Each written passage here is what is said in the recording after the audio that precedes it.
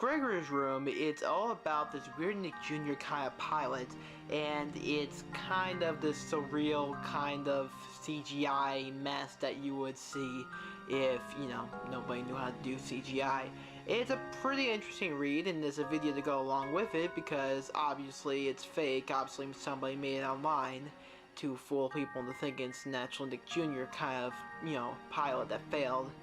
And trust me, if kids were watching this pilot, they would be freaking out because it's something you wouldn't want to be seeing as a kid. It's a pretty interesting read. It's not half bad, given the other lost episode pastas. I think it's better because it doesn't go for, it's not a graphic in any way. It just scares you because of uninterrupted pauses and just weird music and stuff. So yeah, if you haven't read this pasta before, I'm pretty sure this would be an interesting read for you.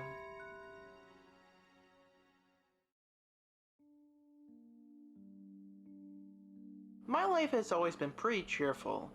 This was made possible by my friends, family, a bright future at my university, and nothing bad happening in my life so far. Everyone I know has nice thoughts of me as I have from them. All my teachers and I get along, and despite having no known relatives than my parents, I didn't really care much. I always thought of my friends as brothers. I had, however, something I hid for years. I, like many other people I know, am a 90s kid. I'm pretty sure even adults like those years too. Video games, simplicity, and good TV cartoons. Yes, good TV cartoons. So, the not-so-wish dream of becoming a cartoon tester got to me when I was just 6 years old. My parents accepted and were delighted when I told them that I wanted to be one. After all, it was the perfect job for someone at my age.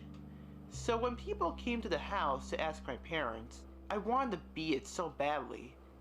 Nothing was actually wrong, so one afternoon they took me to Nickelodeon headquarters. I was so excited to see everything they were going to make before anybody watched it in the first place. My friends would be so jealous. So I stood there in a room with a big TV and a DVD player, and like 5 other kids that were like me, expecting to watch cartoons all day. The room felt somewhat like a living room, probably to make us feel much more comfortable. It had a carpet, chairs, table, potted plants, and a nice warm red paint on the walls. A staff member came out of nowhere with a CD smiling at us. "We're going to make a new series on Nick Jr.," he said. "If you like it, then we'll send the first season to your parents in no time," he said with a cheery voice. All the kids and me started celebrating as the man inserted a CD inside the DVD player. "I'll be back in a while," he said with a bright smile as he left the room. The TV went on a static screen, which was odd since it was the newest they had selling that year. It went to static for a while, and it started to show a warm fireplace burning. The camera then showed the whole room. No music was heard at all, nor did it introduce anything. The camera showed a chair faced out a window, showing stars in a night sky. The room looked warm and soft. A bald head was on the chair. It slowly turned, showing big creepy eyes and a surprisingly realistic mouth.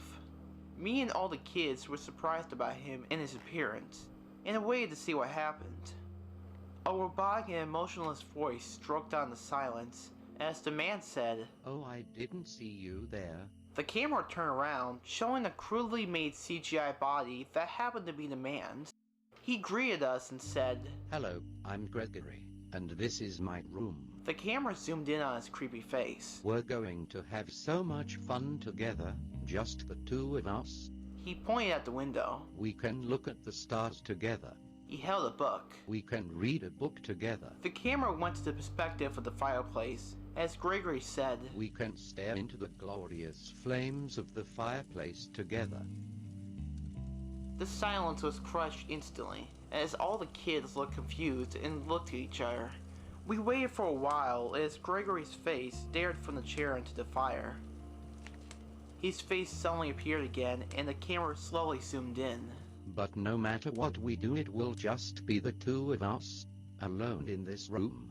just me and you, no parents, no police, no one can hear you. Distorted background music started playing as his face got closer and closer. Not only that, but his voice in the background itself started to get weird as transparent flames took over the place. Embrace me. I need love. Gregory need love. The movie ended with his paralyzed face all over the screen. Every kid started crying uncontrollably as the man from some minutes ago came in. He had a very angry look on his face as his words pierced through my memory. Oh, you! I thought that guy learned his lesson long ago, but... He yelled furiously as he got out the door along with the other kids. The screen went blank as I secretly took the CD. It had a clean, simple, and plain text saying, Gregory's room. After a few days, there was some news about parents suing Nickelodeon for inappropriate content shown. They even got as far as labeling the incident as a show that was ultimately rejected due to a poor focus group result. My parents were so frightened that they didn't let me get near the place. Until then, I kept the CD with me, hoping to understand one day the meaning of such a dreadful creation.